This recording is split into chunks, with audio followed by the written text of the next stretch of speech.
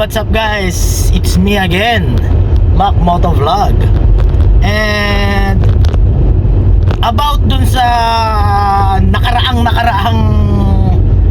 video ko about sa Samurai 155, yan ay may nag-comment po kasi. And ito po yung comment niya na hindi na daw po naka-digital panel. So sinagot ko naman na po yan na naka-digital panel siya, na analog style, no? Kaya pagka naka-on, mukha siya talaga hindi digital. Pero naka-digital po yan. Yan. So hindi na ako magpapaligoy-ligoy pa, no? So maiksi lang naman tong video na tong gagawin ko, kasi pauwi na ako eh. Naka-digital po siya, kaya lang naka-analog style, no? So kayo na ang ano.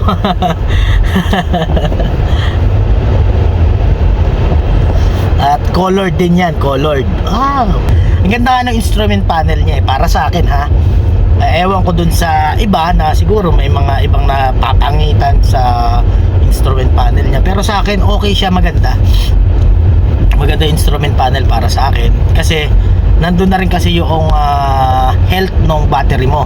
Kumbaga parang voltmeter, no? Ayan, makikita mo na rin dyan sa panel niya. And then yung RPM niya, yun yung naka-digital talaga, literal, no? Imbis na yung may kamay ang naging RPM, hindi, yung ano niya talaga, not digital talaga yung naging RPM niya na literal. So kaya medyo nakakatuwa kasi unang-una unique, and sa akin kasi mahilig ako sa classic. Mukha rin siyang classic yung kanyang instrument panel, kaya walang problema. Well, ikaw Pops, kung medyo malapit-lapit ka lang din naman sa akin, or may mga kilala ka mga naka-Samurai 155, yan, pwede mo namang i-check, no? Kung malapit-lapit ka dito sa akin, sa lugar ko, Amparo, North Caloocan, yan, pwede mong i-check yung motor, pero hindi ko binibenta para lang ma-make sure ko sa'yo na naka-digital siya, no? So yun lang guys, at sana naguluhan ka rin sa naging sagot ko, no? Like dun sa previous vlog ko na naguluhan din siguro yung magtanong about sa gas consumption.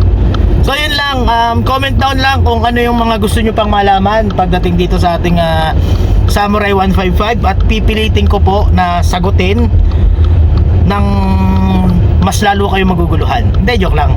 Siguro may iba tayong masasagot dyan na hindi rin kayo maguguluhan, ano? Yan, about sa Samurai 155. Hindi naman po ako expert pagdating sa mga motorsiklo, no? Hindi ako expert dyan. Natutuwa lang ako, pero matagal na ako nag-vlog about motor, no? Yan, pero ngayon parang naiba na eh. Tagal na ng YouTube channel ko. Baka naman pahingi naman po ako ng subscribe dyan, ano? At syempre pa-like and share na rin po. So yun lang guys, at muli mag-iingat kayong lahat, ano?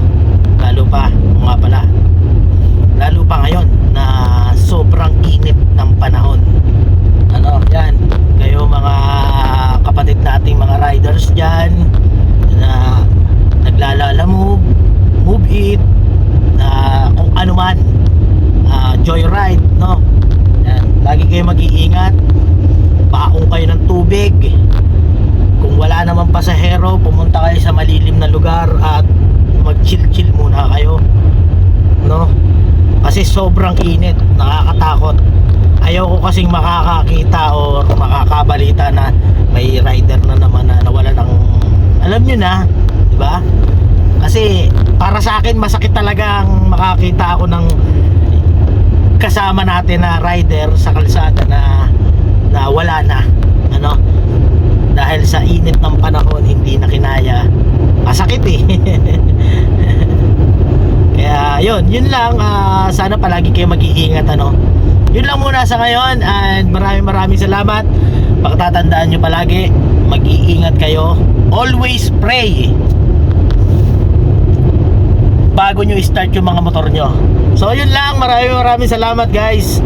Maraming salamat sa panonood, and Shala!